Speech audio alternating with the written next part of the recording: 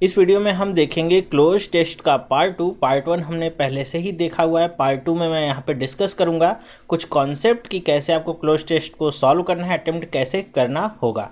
तो चलिए स्टार्ट करते हैं आज की वीडियो।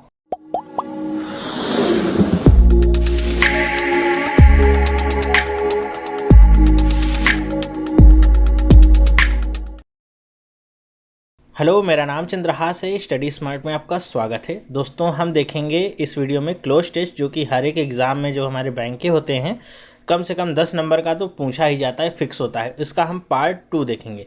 पार्ट 1 मैंने बहुत पहले दिया था, तो अगर आपने वो वीडियो नहीं देखी है तो यहाँ पे नीचे मैं लिंक दे रहा हूँ, उस पर जा कर के आप वो वीडियो देख सकते हैं, ठीक है। और अगर आप मोबाइल पे हैं तो यहाँ पे आपको कॉर्नर में लिंक मिलेगा उस वीडियो का, जिस पे जा कर के आप वो पार्ट देख सकते हैं। यहाँ हम देखेंगे पार्ट 2 और जानेंगे कि कैसे हम एक्चुअल में वैल्यूज़ को फिल करते हैं, क्या कुछ टेक्निक्स यहाँ पे अप्लाई करते हैं। ओके, तो चलिए शुरू करते हैं बिना समय गंवाए। चलिए देखते हैं यहाँ पे हमारे सामने क्या पैराग्राफ लिखा हुआ है। अब आपके एग्जाम में इस तरह का पैराग्राफ तो आएगा नहीं, पूरा का पूरा पैराग्राफ रहेगा एक तरफ और दूसरी तरफ आपके क्वेश्चंस लिखे रहते हैं। लेकिन मैंने यहाँ पे जगह की कमी होने की वजह से इस पैराग्राफ को 2 पार्ट में डिवाइड किया हुआ है, ठीक है। तो सबसे पहला काम आपको क्या करना होगा कि पैराग्राफ जो भी आपके सामने लिखा होगा, यहाँ पे सीधे ऑप्शंस को देख करके वैल्यूज़ को या जो भी आपको ऑप्शंस दिए गए उनको फिल करने की बजाय सबसे पहले आप जो भी पैराग्राफ है उसकी थीम समझने की कोशिश करेंगे कि वो पैराग्राफ किस बारे में है, किसके बारे में बात यहाँ पे की जा रही है। क्या वो एक टेक्निकल पैराग्राफ है, किसी टेक्नोलॉजी के बारे में बात की जा रही है, या फिर वो किसी इकोनॉमी सेक्टर के बारे में बात कर रहा है, या किसी रिफॉर्म के बारे में बात की जा रही है। तो जो भी आपका पैराग्राफ की थीम होगी उसी के अकॉर्डिंग आपकी जो वोकेबलरी है वो वहाँ पे फिट होती है। हर एक जगह पे मतलब सिनोनिम्स तो होते ही हैं शब्दों के, लेकिन हर एक जगह का एक सूटेबल वर्ड होता है जो वहाँ पे यूज होता है। ओके, तो वही आपको ध्यान में रखना होगा कि टोन क्या है पैराग्राफ की और किस तरीके से आपको वैल्यूज़ को यहाँ पे रखना है। वैल्यूज़ से मतलब मेरा कि जो यहाँ पे आपको शब्द दिए जाएंगे फिल करने के लिए, उनको आपको कैसे फिट करना है वो आपकी पूरी की पूरी थीम पे डिपेंड करता है। एक बार आपने थीम समझ ली, और ये थीम समझने का मतलब ये नहीं कि आप बैठ के पहले 3 मिनट पूरा पैराग्राफ पढ़ेंगे, एनालाइज करेंगे, ऐसा नहीं है। हार्डली ये 10 से 15 सेकंड का आपका काम होगा कि 10 से 15 सेकंड में आप एक सरसरी निगाह डालेंगे तो आपको समझ में आ जाएगा कि पैराग्राफ किस दिशा की ओर जा रहा है और पैराग्राफ किस बारे में है। इतना समझने के बाद आप इसे आप अपने आप ही समझ जाएंगे कि यहाँ पे कौन से सेक्टर की बात की जा रही है और आपको जो वोकैबुलरी है वो कैसे फिल करनी है। तो अगर आप चाहें तो यहाँ पे वीडियो को पॉज कर सकते हैं और जो भी यहाँ पे पैराग्राफ दिया हुआ है इसे पढ़ करके समझने की कोशिश कर सकते हैं कि इसकी थीम क्या है। 10 से 15 सेकंड के बाद इसे फिर से रिज्यूम करिएगा और उसके बाद हम आगे बढ़ेंगे। तो आई होप आपने वीडियो को पॉज किया होगा, अगर नहीं किया है तो कोशिश किया करिए कि अपने आप को भी कभी कभी टेस्ट करने की, ठीक है। तो चलिए हम देखते हैं कि यहाँ पे जो पैराग्राफ है वो किसके बारे में है। तो यहाँ पे देखिए क्या लिखा है, गिवन, फिर ब्लैंक है, of black monies in the economy is large even though declining, so that large part of transaction natural government would want to find way deal with this the finance secretary। मतलब कुल मिला के black money के बारे में बात की जा रही है और उसके क्या क्या मेजर्स हो सकते हैं, क्या क्या तरीके हो सकते हैं उससे निपटने के, उस बारे में कुछ बातचीत यहाँ पे की जा रही है, ठीक है। तो ऐसे ही आपको 10 से 15 सेकंड में पूरे सरसरी निगासी से पढ़ लेना है और समझ जाना है कि पैराग्राफ किसके बारे में बात कर रहा है, ठीक है। तो अब हम यहाँ पे वैल्यूज़ को फिल करते हैं, मतलब जो भी यहाँ पे वोकैबुलरी दी गई है आपको फिल करने के लिए उसे हम फिल करते हुए देखते हैं क्या कुछ यहाँ पे हम फेस करते हैं। देखिए सबसे पहले आते हैं क्या, गिवन द, फिर यहाँ पे डैश है, of black money in economy is large even though declining and that a large part of this transaction take place in cash.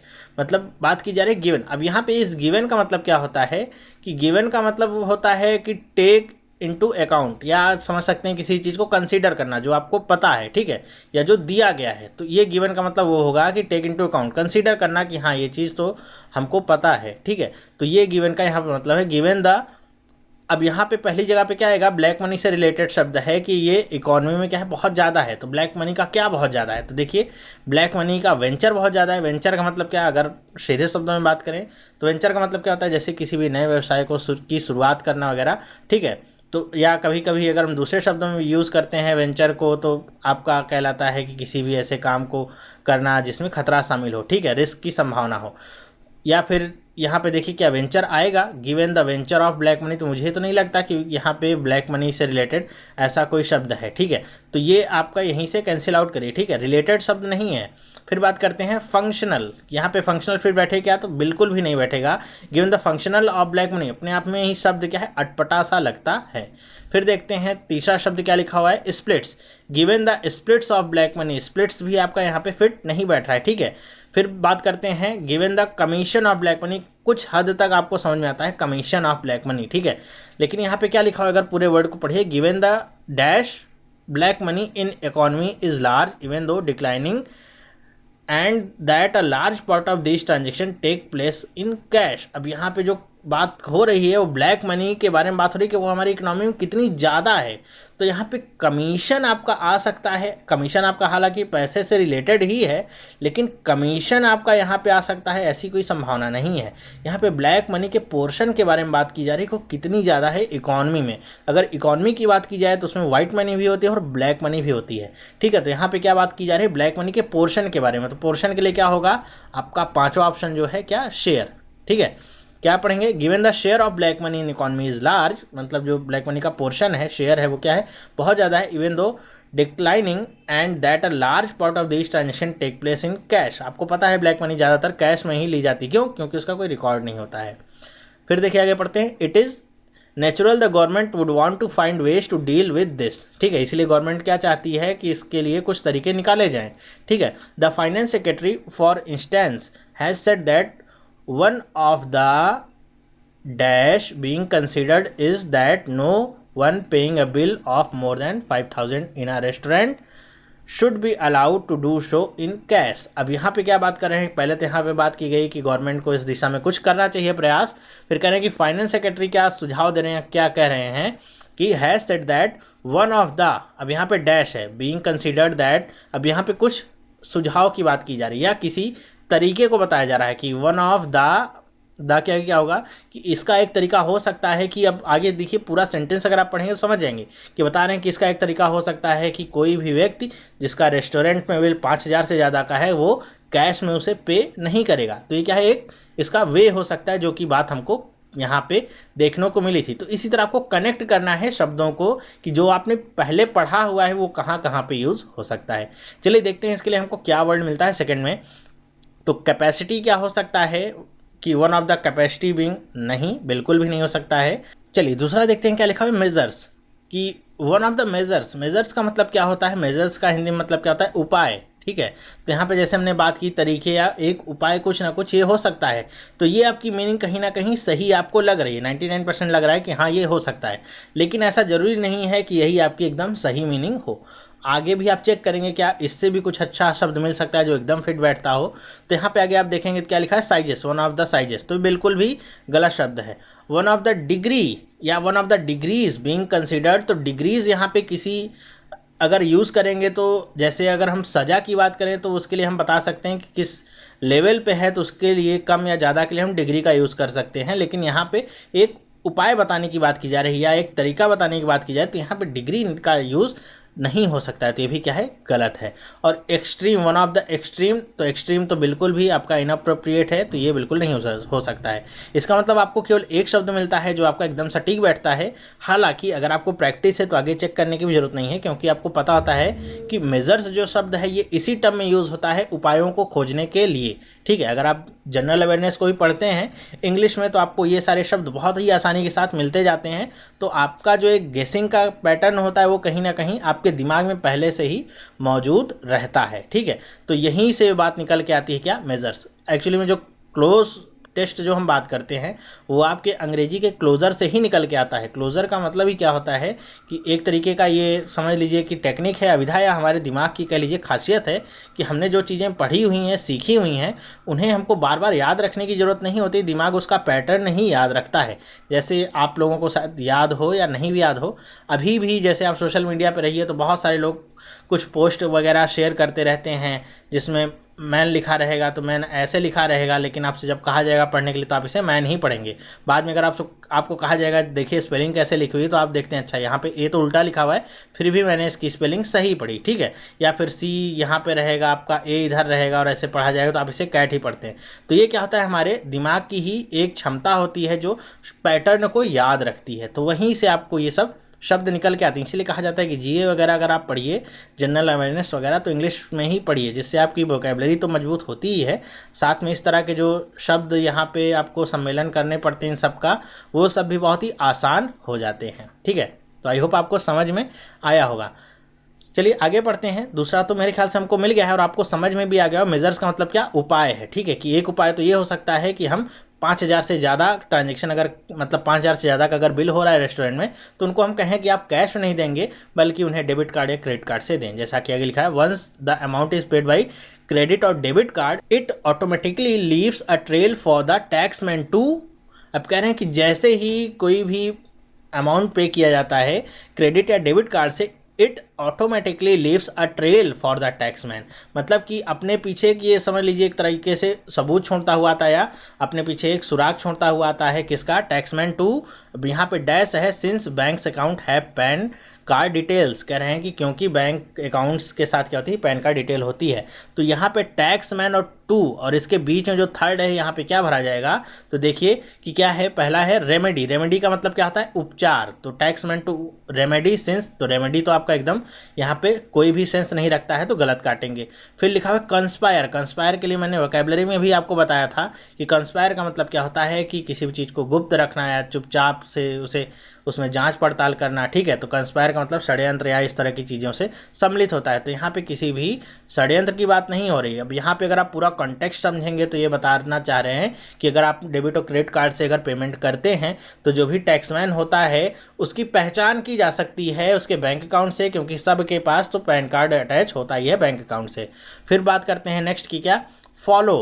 कह रहे हैं टैक्समैन टू फॉलो, मतलब यहाँ पे कह रहे हैं कि leaves a trail for the taxman to follow, मतलब यहाँ पे अगर आप देखिए तो एकदम कॉन्टेक्स्ट आपका सही बैठ रहा है कि टैक्समैन को फॉलो करने या उसकी पहचान पता करने आसान हो जाता है, क्योंकि पैन कार्ड डिटेल तो बैंक के पास होती ही है आपकी, ठीक है। तो आपने अगर स्वैप किया है कहीं भी क्रेडिट कार्ड या डेबिट कार्ड, तो उसके बाद आप पता चल जाएगा कि ये अकाउंट किसके नाम पे, और जो अकाउंट है उसकी पैन कार्ड डिटेल क्या है, फिर आपके जो भी ट्रांजेक्शन्स वगैरह हैं, आप टैक्स भर रहे हैं कि नहीं भर रहे हैं, सारी चीज़ें इनकम टैक्स डिपार्टमेंट सारी जाँच पड़ताल कर सकता है। तो यहाँ पर जो आएगा फॉलो, ये मुझे लग रहा है कि हाँ ये सही शब्द आपका हो सकता है। लेकिन फिर भी आगे के ऑप्शंस चेक कर लेते हैं। ओमिट का मतलब क्या होता है, किसी भी चीज़ को छोड़ देना, ठीक है। तो ओमिट तो यहाँ पे सेंस बनता नहीं, क्योंकि हमको छोड़ना नहीं, उसे पकड़ना है। फिर कहते हैं decide, taxman to decide since, तो डिसाइड टैक्समैन को कुछ नहीं करना है, गवर्नमेंट को यहाँ पे क्या करना है, जाँच पड़ताल करनी है। तो हमको रिकॉर्ड चाहिए, कलेक्शन चाहिए, ठीक है, कि नाम क्या है, पता क्या है, बैंक अकाउंट क्या है, कितना आपने रिटर्न वगैरह भरा हुआ है। तो इसके लिए आपका जो फॉलो शब्द है वही आपका सही बैठ रहा है, ठीक है। तो इसी तरह आपको पीछे से लेके आगे तक का पूरा डिटेल जब पढ़ते जाइए तो याद भी रखिए। अब सोच रहे होंगे कि अभी तक तो 3 शब्द ही यहाँ पे भरे, इस तरह करेंगे तो एग्ज़ाम में कैसे होगा। देखिए एग्ज़ाम में आपको किसी को समझाने की ज़रूरत तो पड़ेगी नहीं, आपने एक बार ये चीज़ें जो समझी हैं आपको हमेशा काम आएंगी।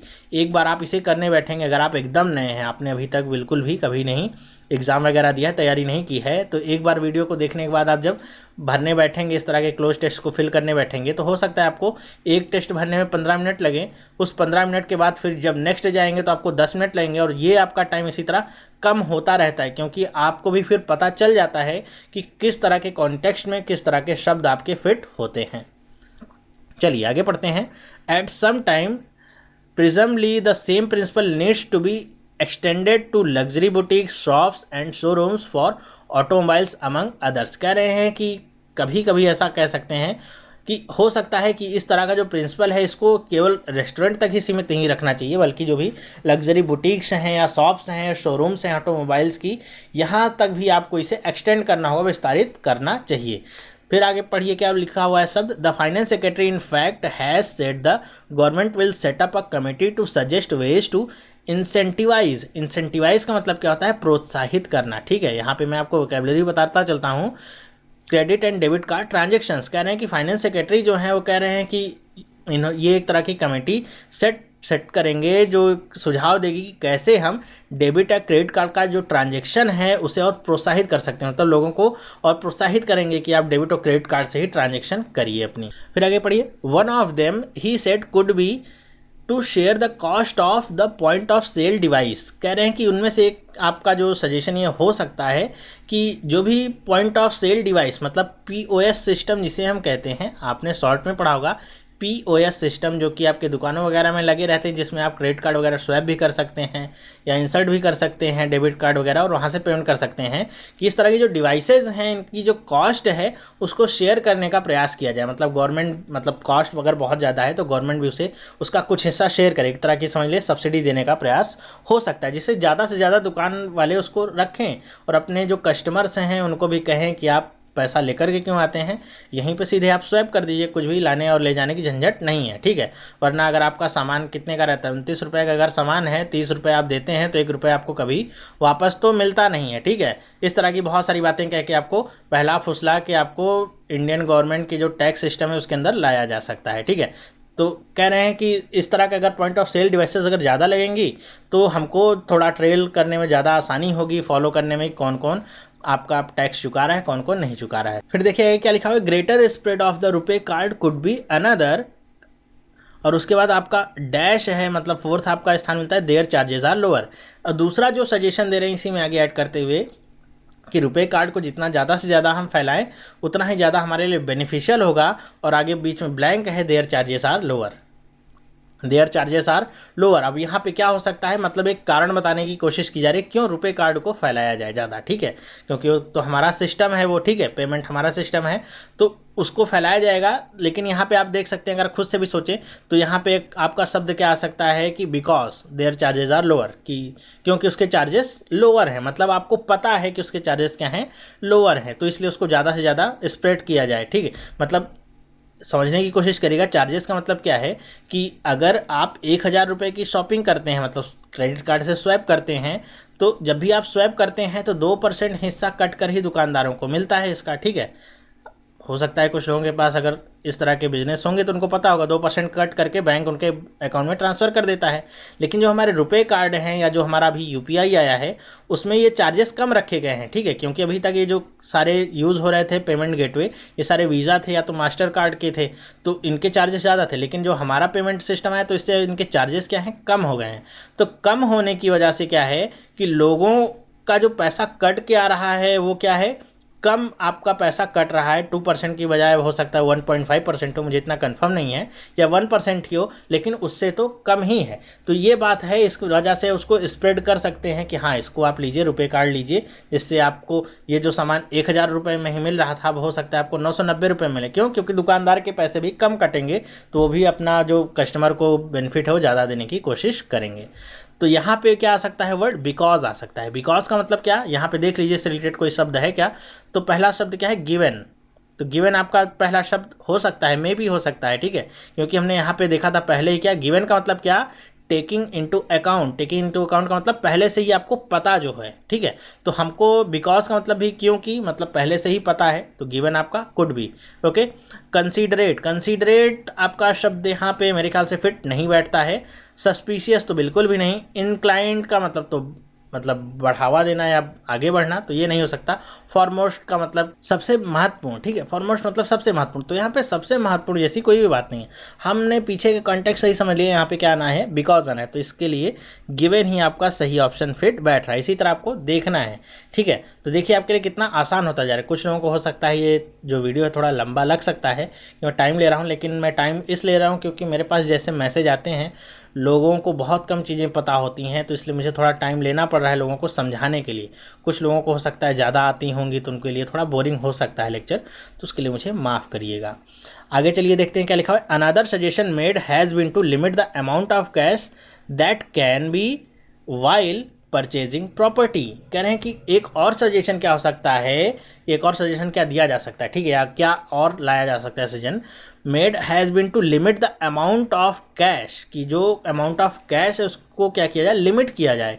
दैट कैन बी और यहाँ पे क्या है, डैश वाइल परचेजिंग प्रॉपर्टी, जो हो सकता है वाइल परचेजिंग प्रॉपर्टी, प्रॉपर्टी खरीदते समय, ठीक है। तो प्रॉपर्टी खरीदते समय क्या हो सकता है हम देखते हैं। तो पहला क्या हो सकता है, चार्ज, मतलब प्रॉपर्टी खरीदते समय आपको चार्ज किया जाता है, ठीक है। तो मे भी चार्ज हो सकता है, नहीं हो सकता है। फिर दूसरा बात करते हैं रीइम्बर्स। रीइम्बर्स तो आपका बिल्कुल भी आपका अपोजिट शब्द हो सकता है। रीइम्बर्स का मतलब आपको पैसा लौटाना। तो प्रॉपर्टी आप खरीदते हैं तो आपको कोई पैसे लौटाता नहीं है। That can B loan purchasing property. तो जब आप लोन कराते हैं तो आपका ऐसा कोई भी कैश का जो अमाउंट है, जो अगर आप कहीं किसी बैंक से लोन कराते हैं तो सारा गवर्नमेंट के निगरानी में ही है, बैंक को पता है आपने कितने का लोन कराया, तो इसका कोई भी यहाँ पे लेना देना नहीं है, तो इसका भी कोई मतलब नहीं है। फिर आते हैं paid. That can be paid. हाँ, पेड हो सकता है कि आप प्रॉपर्टी खरीदते समय क्या करते हैं, पेमेंट करते हैं, ठीक है। तो इसी तरह आपको समझना है कि आपका क्या हो सकता है, चार्ज हो सकता है, पेड हो सकता है। तो जाहिर सी बात है पेड हमारा ज़्यादा सुटेबल वर्ड है कि प्रॉपर्टी खरीदते समय हम क्या करते हैं, पेड करते हैं, ठीक है। अमाउंट को क्या करते हैं, पे करते हैं। हाँ, आपके ऊपर चार्ज किया जाता है, ठीक है, वो सारी चीज़ें ठीक सही हैं, लेकिन आप प्रॉपर्टी खरीदते समय पे करते हैं। मान लीजिए आपने 40 लाख रुपए की प्रॉपर्टी खरीदी है, तो कुछ लोग क्या करते हैं कि उनके पास पैसा अगर रहता है तो जो ब्लैक मनी है उसको यूज़ करते हैं, ठीक है। तो ब्लैक मनी को यूज़ करते हैं और जो अपना सारा पैसा रहता है वो इसी ब्लैक मनी का यूज़ करके इसी में फंसा देते हैं अपनी जो भी प्रॉपर्टीज़ वगैरह होती हैं। तो कह रहे हैं कि इसी को लिमिट किया जाए, कि उसमें लिमिट कर दिया जाएगा कि आप 5 लाख रुपए से ज़्यादा का पैसा कैश में नहीं दे सकते हैं। फिर आपको जितना पैसा देना है 5 लाख से ऊपर सारा का सारा या तो आप चेक के माध्यम से देंगे या क्रेडिट कार्ड या डेबिट कार्ड, ऑनलाइन ट्रांसफ़र, कैसे भी करना है आपको। 5 लाख से ऊपर आप कोई भी पैसा ट्रांसफ़र नहीं कर सकते हैं। तो इस तरह के मेजर्स भी लाए जा सकते हैं, ठीक है। तो आई होप आपको अब समझ में आ गया होगा कि यहाँ पे क्या वर्ड भरा जाएगा और क्यों भरा जाएगा। आई होप आपको समझ में आ रहा होगा। चलिए आगे के 5 वर्ड्स और देख लेते हैं कि उनमें क्या है और कैसे उन्हें फिल करेंगे हम।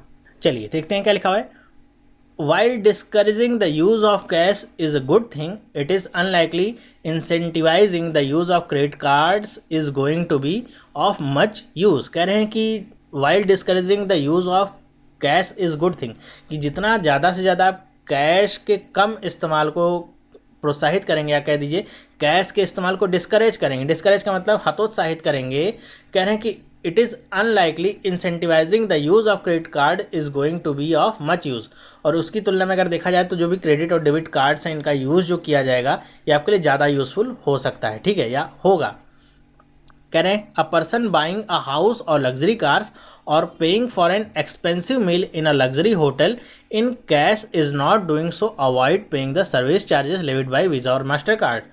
कह रहे हैं कि जो भी पर्सन है जो एक बहुत ही लग्जरियस घर खरीदता है, कार खरीदता है, या फिर किसी बड़े होटल में जा कर के एक्सपेंसिव खाना खाता है और कैश का इस्तेमाल सिर्फ वहाँ पे पेमेंट करने के लिए इसलिए करता है, सिर्फ इसलिए नहीं कि वीज़ा और मास्टर कार्ड के द्वारा जो 2-3% लगाया जाएगा टैक्स उसके ऊपर, इसको उसको बचाने के लिए वो मास्टर कार्ड या डेबिट कार्ड जो भी होते हैं आपके, उनका प्रयोग नहीं करता है। फिर आगे लिखा हुआ है the idea is to avoid getting, फिर आपका यहाँ पे डैश है in the next tax net, कि किस लिए किया जाता है, the idea is to avoid getting, कि आइडिया क्या होता है कि अपने आप को बचाने के लिए, किससे बचाने के लिए, ठीक है। कह रहे हैं इन द नेक्स्ट टैक्स नेट, ठीक है, कि जो भी आपका जो अगला जो टैक्स नेट आएगा, मतलब जो भी हमारे भारत सरकार का टैक्स का पूरा जाल है उसमें से अपने आप को बचाने के लिए ऐसा किया जाता है, ठीक है। मतलब इतना छोटी सोच नहीं है उन लोगों की, इतनी ये बताने की बात की जा रही है कि ऐसा नहीं है कि 2% लगा दे रहे हैं टैक्स इसलिए हम कैश ही देंगे, हम 2% बचाएंगे, बल्कि उनका उद्देश्य क्या होता है कि अपना बड़ा अमाउंट बचाने का। तो यहाँ पे छठे स्थान की जगह पे क्या आ सकता है, मतलब यहाँ पे अपने आप को बचाने की प्रयास किया जा रहा है। तो क्या हो सकता है यहाँ पे देखते हैं, कंसोल्ड। तो कंसोल्ड का मतलब क्या होगा कि किसी तरह का आश्वासन देना या फिर सांत्वना देना, दिलासा देना। तो इस तरह की यहाँ पे कोई भी बात निकल के सामने तो आ नहीं रही है, ठीक है। तो जो भी हमारा टैक्स सिस्टम है उससे अपने आप को या उसमें अपने आप को किसी तरह की सांत्वना देने का प्रयास तो यहाँ पे करेगा नहीं कोई, ठीक है। दूसरा शब्द क्या है, कॉट। कॉट का मतलब क्या कि अवॉइड गेटिंग कॉट, हाँ, अपने आप को पकड़े जाने से बचाने के लिए। तो कॉट आपका सही शब्द हो सकता है, ठीक है, क्योंकि कॉट का मतलब क्या होता है, पकड़े जाना। तो अपने आप को जो हमारा टैक्स सिस्टम है उससे पकड़े जाने से बचने के लिए, अवॉइड करने के लिए वो लोग ऐसा काम करते हैं। तो आप आगे अगर ना भी चेक करिए तो आपका काम यहीं से बन जाता है, ठीक है। एक नज़र लगेगी अगर आप सारे ऑप्शंस पे नज़र डाल लें, हार्डली 1 सेकेंड लगता है आपको और सारे ऑप्शंस को चेक करने में और ये डिसाइड करने में कि कॉट ही आपका सही शब्द होगा, क्योंकि रिजॉल्व, डिस्कवर और रिग्रेट यहाँ पे इस तरह की कोई भी मीनिंग नहीं रखते हैं, ठीक है। तो कॉट हमारा क्या हो जाएगा, सही शब्द हो जाएगा। फिर आगे पढ़ते हैं, it is equally important to recognise that dash mandating some things will not help. कह रहे हैं कि बराबर रूप से एक तरह से इम्पोर्टेंट से रखता है कि रिकॉग्नाइजिंग दैट, मैंडेटिंग समथिंग। अब दैट के बाद यहाँ पे क्या लगा हुआ है, डैश।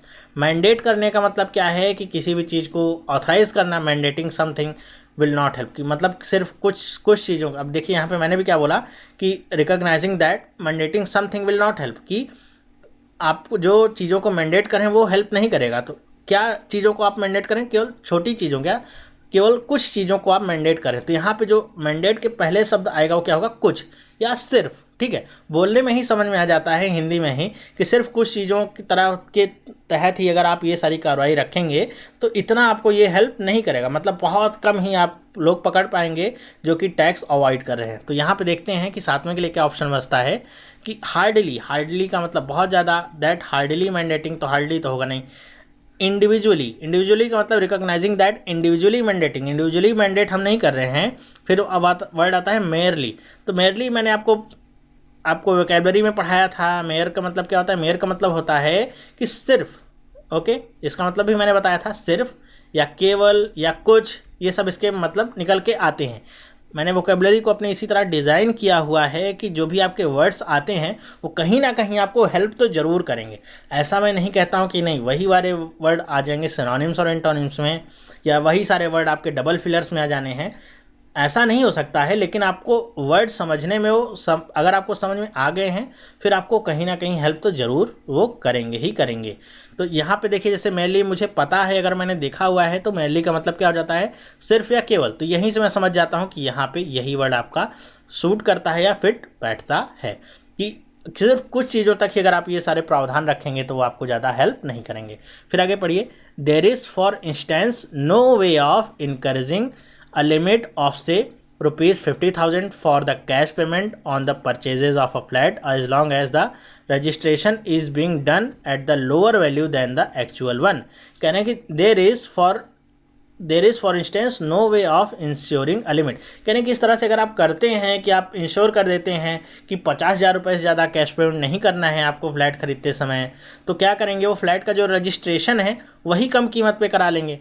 मतलब क्या है कि अगर आपका फ्लैट बिक रहा है, मान लीजिए 20 लाख का फ्लैट है और आपने इस तरह के कुछ प्रावधान लगा दिए हैं कि 50,000 ज़्यादा आप कैश पे नहीं कर सकते हैं, तो लोगों के पास भी तो दिमाग है, वो भी अपना दिमाग यूज़ करेंगे और इस फ्लैट की जो कीमत है उसको 20 लाख की बजाय वो कहेंगे हमने 10 लाख रुपए में ही खरीदा है। ठीक है, जैसा कि हम लोग बहुत सारे लोग देखते हैं कि जितने भी जैसे बड़े बड़े घोटाले निकल के आते हैं कि आपकी 100 एकड़ ज़मीन रुपए आपकी 2-2 हज़ार रुपये में आप लिख दी गई है। ठीक है, तो ये सब होता किस लिए, यही सब टैक्स वगैरह बचाने के लिए सब सारे लोग करते हैं। ठीक है, तो इस तरह के लोग भी अपने सामने जो हल है वो निकाल सकते हैं कि प्राइस कम पर अपने आप को रजिस्टर करा लेंगे, फिर 50,000 लीजिए, अब 25,000 कर दीजिए, तो वो 1 लाख रुपए में ही फ्लैट को अपने बेच देंगे। ठीक है, तो इस तरह की चीज़ें भी होने लगेंगी। तो सिर्फ इतना कर देने से ही मतलब हल नहीं होगा। फिर आगे पढ़ते हैं क्या लिखा है, the only way to check this is to do other reforms like lowering stamp duties. कह रहे हैं कि अगर आपको यही सब चेक करना है तो आपको कुछ और चीज़ों को भी देखना होगा, जैसे कुछ और रिफॉर्म्स भी लाने होंगे। रिफॉर्म्स का मतलब क्या, बदलाव। मतलब अगर हम किसी भी सिस्टम में हैं, जिस कार्यविधि से या जिस भी ढंग से भी काम चल रहा है, ज़रूरी नहीं है कि आज से 10 साल बाद ही हम उसी तरह से काम करें। ठीक है, तो इसके लिए हमको क्या लाने पड़ते हैं, 10 साल के बाद जो भी नई ज़रूरतें उत्पन्न होती हैं उसके हिसाब से हमको चीज़ों को बदलना पड़ता है, कुछ ना कुछ बदलाव लाने पड़ते हैं, कुछ नए नए मेजर्स लाने पड़ते हैं। तो रिफॉर्म्स का मतलब यही होता है।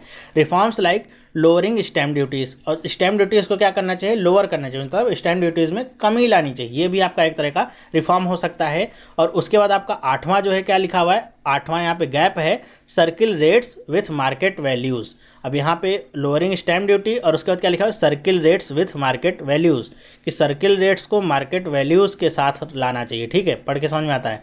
तो सर्किल रेट्स के आगे क्या हो सकता है, हम देखते हैं कि fixed circle rates with the market values. तो फिक्स्ड आपका नहीं हो सकता है, क्यों, हाँ पढ़ने में लग रहा है कि हो सकता है, ठीक है, लेकिन ये होगा नहीं। क्यों, क्योंकि जो भी आपकी मार्केट वैल्यू होती है किसी भी आपके जो भी प्रॉपर्टी वगैरह हैं इसके लिए फिक्स नहीं होती। ठीक है, आज कोई फ्लैट आपका 20 लाख का है, आपको 1 साल बाद यही फ्लैट आपको 40 लाख में भी बिक सकता है और 10 लाख में भी बिक सकता है। तो फिक्स नहीं कर सकते हैं मार्केट वैल्यूज़ के साथ। ठीक है, क्योंकि मार्केट वैल्यूज़ अपने आप में ही क्या होती हैं, वॉलेटाइल होती हैं, बदलती रहती हैं, आज अब कुछ हैं कल कुछ हैं।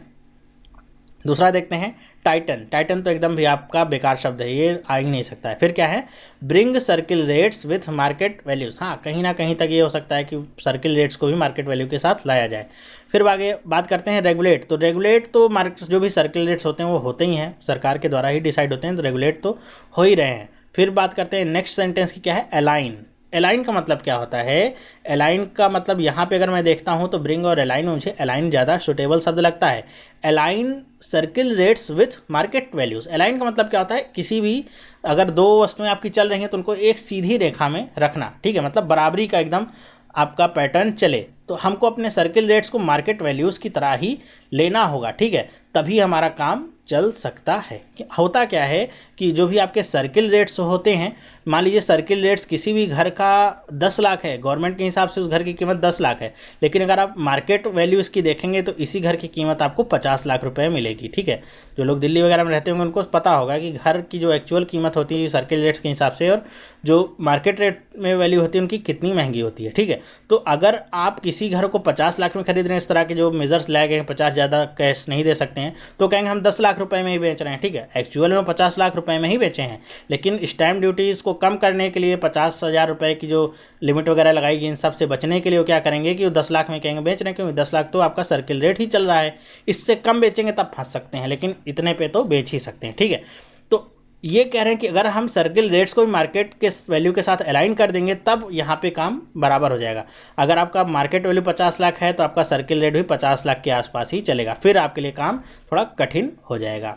चलिए फिर आगे पढ़ते हैं, यहाँ पे क्या लिखा हुआ है, and refuses to recognise power of attorneys as proof of sale, की पावर ऑफ अटर्नीज को प्रूफ ऑफ सेल के तौर पे रिकॉग्नाइज करने से रिफ्यूज़ कर दिया जाए। The other and more sensible ways to make use of troves of informations the government already, अब यहाँ पे आपका खाली स्थान है, by way of annual information returns. अब देखते हैं यहाँ पे जो 9th प्लेस पे हमको वैल्यू भरनी है या जो भी सेंटेंस या वर्ड यहाँ पे भरना है वो क्या हो सकता है। तो पीछे से पढ़िए क्या लिखा हुआ है कि इसका और सेंसिबल वे क्या हो सकता है, way to make use of troves of information the government already by way of annual information returns form, मतलब जो भी इन्फॉर्मेशन गवर्नमेंट को मिली हुई है, ठीक है।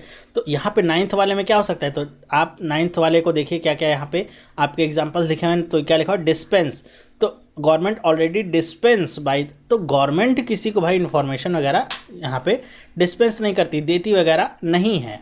गवर्नमेंट का काम होता है इन्फॉर्मेशंस को लेना, ठीक है। तो आप यहीं से समझ सकते हैं कि द इन्फॉर्मेशन जो गवर्नमेंट ने कलेक्ट किए हुए हैं, जो इकट्ठा किए हुए हैं, किसके द्वारा, बाय वे ऑफ एनुअल, यहीं समझ जाइए, bye way of. Bye way of का मतलब क्या, गवर्नमेंट ने इन्फॉर्मेशन क्या की हैं, इकट्ठा की। हम पीछे से ही पढ़ते आ रहे हैं, गवर्नमेंट बस इन्फॉर्मेशन चाह रही है, पैन कार्ड के द्वारा, क्रेडिट कार्ड के द्वारा, डेबिट कार्ड के द्वारा, तो इन्फॉर्मेशन गवर्नमेंट चाह रही है, ना कि किसी को देना चाह रही है, खुद कलेक्ट करना चाह रही है। तो यहाँ पे देखते हैं कुछ इस तरह का वर्ड मिलता है जो बताएगा कि गवर्नमेंट लेना चाह रही है इन्फॉर्मेशन। चेज तो आपका गलत सेंटेंस है, सिक्योर तो नहीं है, ठीक है। फिर यहाँ पे डी हमको मिल जाता है, कलेक्ट ही मिल जाता है, जो कि एकदम सही ऑप्शन यहाँ पे बैठता है, ठीक है। गवर्नमेंट क्या है, गवर्नमेंट ऑलरेडी कलेक्ट्स, किसके द्वारा कलेक्ट करती है, by way of annual returns from jewellers, real estate firms, automobile dealers, hotels, property registrars, travel agent and airlines amongst other. मतलब इन सारे लोगों से जो एनुअल इन्फॉर्मेशन रिटर्न्स के तौर पे लेती है गवर्नमेंट कि आपने किसको कितना क्या बेचा, तो इन सब का भी यूज़ करके गवर्नमेंट ये सारे जो मेजर्स हैं इनको अप्लाई कर सकती है, ठीक है। मतलब केवल छोटी चीज़ों तक ही सीमित नहीं रहना है कि जो यहाँ पे 50,000 ज़्यादा खर्च करेगा, 5,000 ज़्यादा खर्च करेगा, केवल उन्हीं को देखना है, बल्कि ये जो इनके पास बहुत ही ज़्यादा इन्फॉर्मेशन आती है रिटर्न्स के रूप में, तो उनको भी आपको खंगालना होगा और वहीं से देखना होगा कौन कौन से लोग हैं जो टैक्स देने से बच रहे हैं। चलिए आगे पढ़ते हैं क्या लिखा हुआ है, once a profit is available of large spenders this needs to be 10th with the income tax returns. कि कह रहे हैं once a profile is available of large spenders, मतलब ऐसे लोगों की प्रोफाइल जब आपको मिल जाए कि जिन्होंने बहुत ज़्यादा खर्च किया है, this needs to be with the income tax returns, मतलब इसको इनकम टैक्स रिटर्न्स के साथ क्या करने की जरूरत होगी, आप इतना तो कॉमन सेंस हो सकता है कि इनकम टैक्स रिटर्न्स के साथ उसे मैच करने की ज़रूरत होगी, या तो फिर से उसे चेक करने की ज़रूरत होगी कि हाँ आपने इनकम टैक्स रिटर्न्स में ये बताया था कि नहीं आपने कि 1 किलो सोना खरीदा है, आपने यहाँ पे घूमने गए थे, ठीक है। तो अगर आपने इनकम टैक्स रिटर्न में वो चीज़ें छुपा ली है, कैश में ही उसे पे कर दिया है, फिर आप बुरे में फंस सकते हैं। तो यहाँ पे 10वें की जगह पे क्या आ सकता है, चेक करना, मैच करना, ठीक है, या रीचेक करना, ये सारी चीज़ें आ सकती हैं। देखिए क्या है, इंटेंडेड, तो यहाँ पे इंटेंडेड तो आपका वर्ड नहीं आ सकता है, ठीक है। फिर नेक्स्ट देखिए क्या है, रेन, रेन का मतलब क्या हो गया कि रेन का मतलब हम सबको पता है कि राज या शासन करना इन सबसे रिलेटेड है, तो इसका भी कोई यूज़ नहीं होता है। The government needs to be diverted with the income tax, तो गलत है। मैच्ड, हाँ मैच्ड हो सकता है, ठीक है। हमने अभी पहले ही बात की थी क्या कि जो भी इन्फॉर्मेशन मिलेगी लार्ज स्पेंडर्स की उसको उनके इनकम टैक्स रिटर्न्स के साथ मैच करने की ज़रूरत होगी। तो यही आपका क्या हो जाएगा, सही पॉइंट निकल के आता है।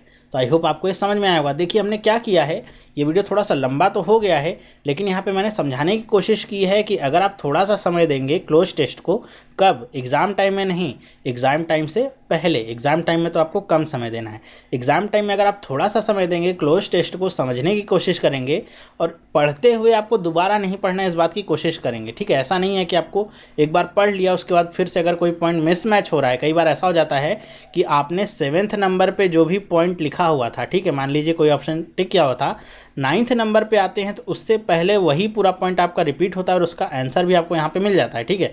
तो फिर आप देखते हैं क्या कि ये आपका सही नहीं है, तो इसको सही नहीं होने की वजह से फिर आपको ऊपर से रीचेक करना पड़ता है कि अच्छा ऊपर सही में लिखा हुआ था कि नहीं।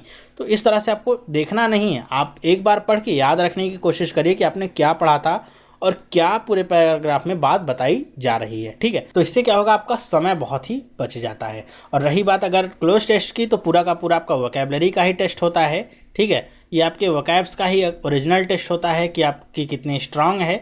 इसलिए कहते हैं कि आप एडिटोरियल्स पढ़िए, जो भी आपके अच्छे न्यूज़पेपर्स हैं, हिंदू, हिंदुस्तान टाइम्स, इन सब के एडिटोरियल्स पढ़िए, जिससे आपको जो वर्ड्स हैं वो पता चल जाएंगे। अच्छा ये इकोनॉमिक वर्ड हैं, इसमें क्या क्या यूज़ किया जाएगा, ये टेक्निकल वर्ड हैं, इसमें क्या क्या यूज़ किया जाएगा। तो आपकी थोड़ी पकड़ मजबूत होती है और आपके दिमाग में भी वो सारी चीज़ें स्टोर होती हैं, ठीक है। कई बार आपको एक्चुअल मीनिंग नहीं पता होती, लेकिन फिर भी आपने कहीं ना कहीं उसको पढ़ा होता है, इसलिए आपको पता होता है कि नहीं, हो सकता है यहाँ पे ये वर्ड आ जाए। तो आई होप आपको समझ में आया होगा। नेक्स्ट वीडियो में मैं कोशिश करूंगा कि हिंदू या हिंदुस्तान टाइम्स किसी एक न्यूज़पेपर के किसी अभी करंट के एडिटोरियल से ही एक क्लोज टेस्ट आपके लिए बना के लेके आऊँ आपके एग्ज़ाम से पहले, ठीक है। तो ऐसी मेरी कोशिश रहेगी कि आप 16 तारीख से पहले मैं 1 या 2 इस तरह का क्लोज टेस्ट आपको कराऊँ, जिससे आपको और थोड़ा आइडिया मिल जाए और थोड़ा सा वो टफ भी हो जाएगा आपके लिए और आपको आइडिया भी मिल जाएगा कैसे आपके क्लोज टेस्ट एग्ज़ाम में भी आ सकते हैं। तो ये वीडियो आपको कैसा लगा मुझे आप कमेंट करके बताइएगा कि आपको वीडियो पसंद आया कि नहीं आया। वीडियो पसंद आया है तो इसे लाइक करिए और अपने दोस्तों के साथ भी इसे शेयर करिए, उन्हें भी बताइए क्या कुछ बातों को हमको ध्यान में रखना पड़ता है क्लोज टेस्ट को सॉल्व करते हुए। अगर आप इस चैनल को सब्सक्राइब नहीं किया है तो आज ही इस चैनल को सब्सक्राइब करिए, जैसे इस तरह की जो वीडियोज़ हैं जो मैं आपके लिए रोज़ लेके आ रहा हूँ आपको मिलती रहेंगी और आपके एग्ज़ाम के लिए बहुत ही बेनिफिशियल हो सकती हैं। आखिरी समय में आपका रिवीजन भी अच्छे से हो जाएगा। तो ये वीडियो देखने के लिए आपका बहुत बहुत धन्यवाद। अब हम मिलेंगे नेक्स्ट वीडियो में, तब तक के लिए have a nice day and bye.